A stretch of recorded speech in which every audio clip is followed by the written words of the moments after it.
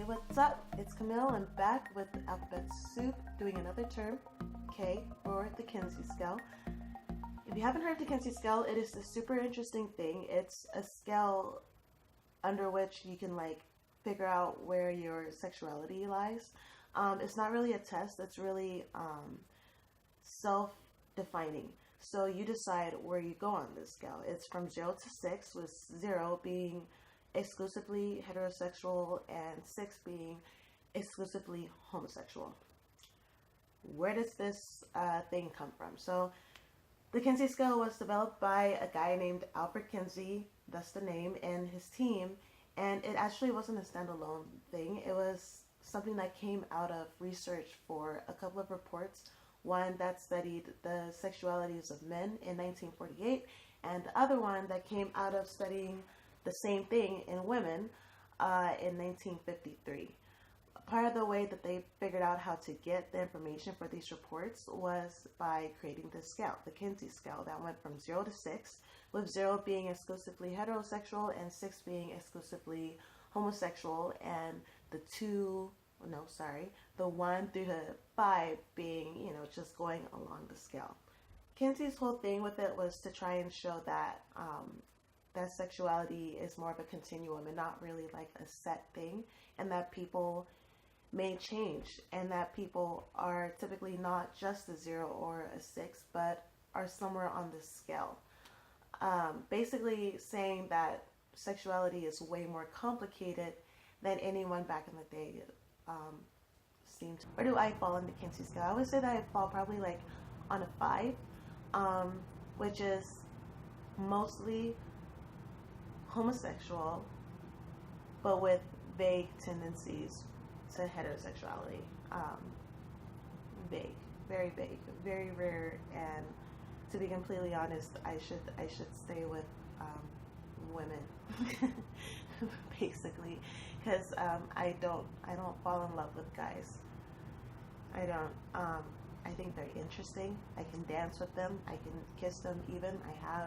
I think it's interesting. It's amusing. It can be fun, but I don't feel anything, really. So, for the sake of everyone involved, I gotta stick to the girls. Gotcha.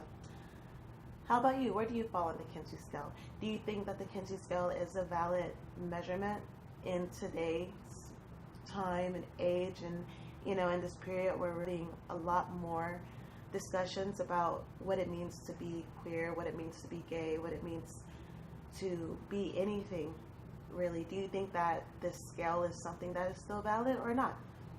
Again, we all have our own opinions, and the Kinsey Scale honestly isn't something that we should bother arguing over, to be completely honest. It's just a matter of opinion, and in this case, I think that most opinions are valid. Note that I say most. If there are people who still think that people are either straight or wrong, you're not right. So that's a wrong opinion. But, for the rest of us who understand that, it isn't just straight or nothing, I think most of those opinions are valid, and I want to hear them. I want to hear them in the comments. Let's have a conversation about this. I really do want to know where you fall on this Kinsey Scale. As I said, 0 is hetero, 6 is homo, and 1 is mostly hetero with vague tendencies towards homosexuality.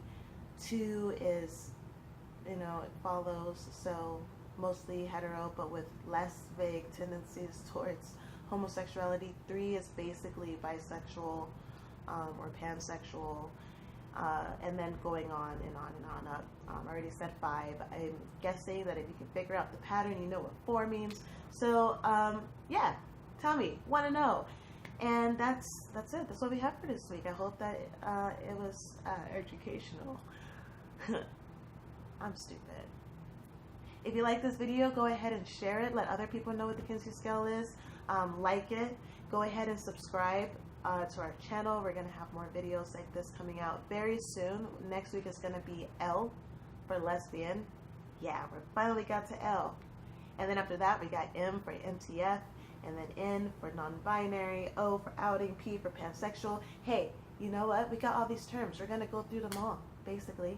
And yeah, cool. I'll see you next week.